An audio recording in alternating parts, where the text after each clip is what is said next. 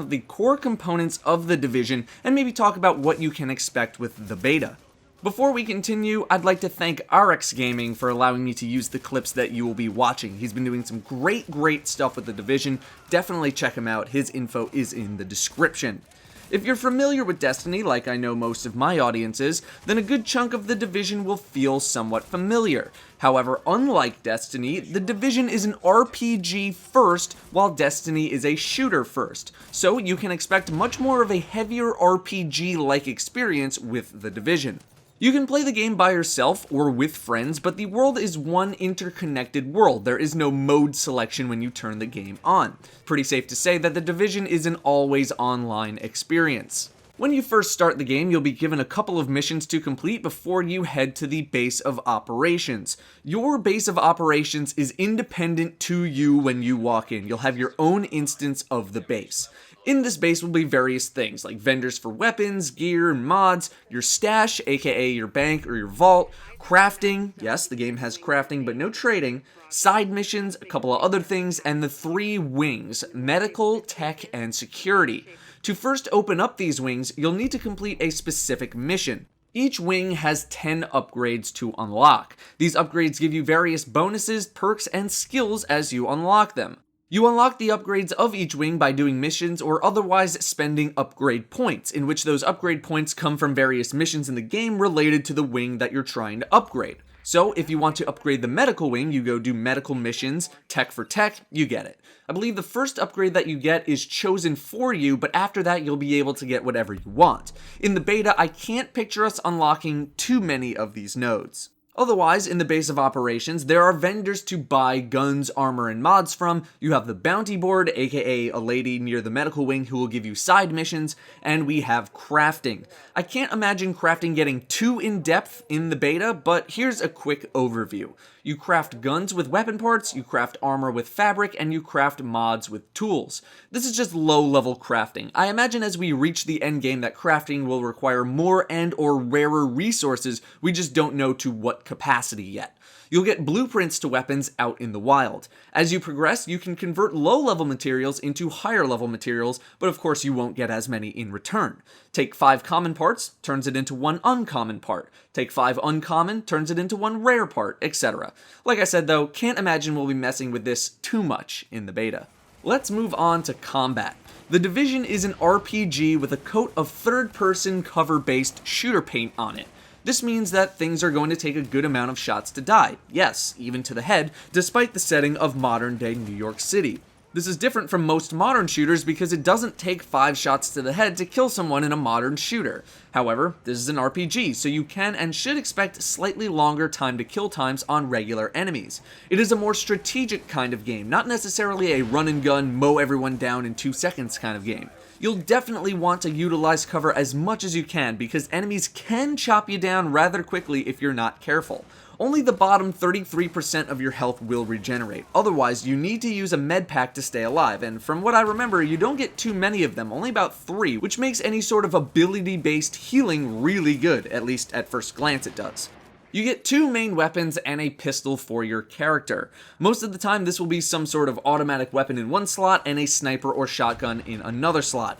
The controls will feel familiar to most other shooters, there's nothing drastically different. Something that may take a little getting used to is the cover mechanic, especially if you've never played a cover-based shooter. You're not going to want to stand out in the open too often, you're going to want to be behind some sort of cover most of the time. By cover, I mean using the game's cover system, not just crouching behind something.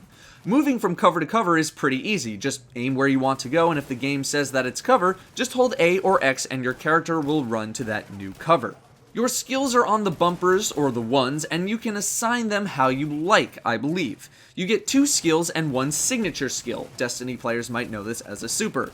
Your skills can also have modifications on them to do different things, and you'll unlock more as you level and upgrade your base of operations. Grenades and medkits are on the D-pad, left and right respectively. There are skills like Pulse, which allow you to see enemies within a certain radius. Then you have certain healing abilities like the Support Station, which heals targets in a certain area. You can then modify those skills to do bonus abilities too. For example, Pulse, when upgraded, allows you to deal bonus damage to those tracked by the Pulse. We'll learn a little bit more about skills when the beta actually comes out. Talents are passive abilities that trigger whenever you're in the right conditions for them to trigger. For example, reviving a teammate gives 50% damage reduction for a short time, using a medkit heals people in a radius around you as well, etc. You can have 4 talents equipped at a time. Then you have perks, which are just flat bonuses. For example, carry an extra medkit, and there are many perks. However, you do not need to pick and choose perks, you will just gradually unlock all of them. The best part about skills and perks and talents is that there is no cost to change them. You can change them whenever you want, no charge, no penalties, and you can even do it in combat, although I really don't recommend that.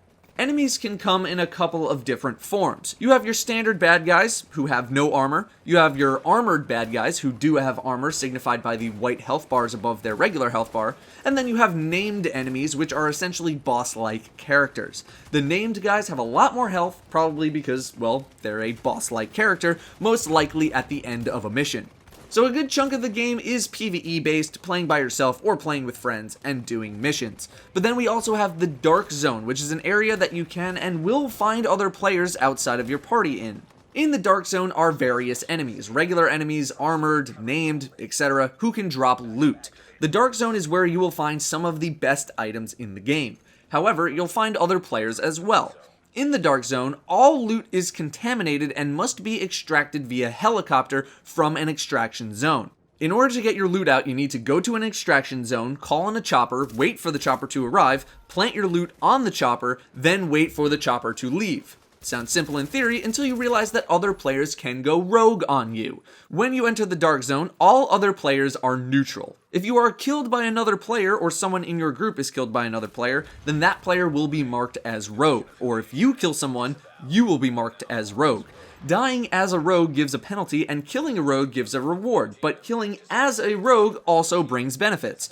Loot can be stolen from bodies in the Dark Zone, so if you find something, chances are you really don't want to lose it, so try not to die. If you are a rogue, you will be marked, and people in the area within a certain radius will know where you are and will probably want to hunt you down. The more people you kill as a rogue, the higher your rogue rank goes. If you reach rank 5 rogue, you'll start a manhunt where you need to survive for 5 minutes. If you survive those 5 minutes, you'll get some cash, but if you die, you'll lose a good chunk of money, some other items like Dark Zone keys, and a lot of Dark Zone experience. The Dark Zone vendor sells some really good stuff, but requires a certain rank depending on the item that you want to buy. So keeping that Dark Zone experience and level high means you'll be able to buy cooler stuff. Dark Zone keys are used for various loot caches in the Dark Zone. Keep in mind that you never have to go rogue in the Dark Zone. If you just want to look for AI enemies or just want to help other people out, you can certainly do that. Just keep in mind that people can go rogue on you at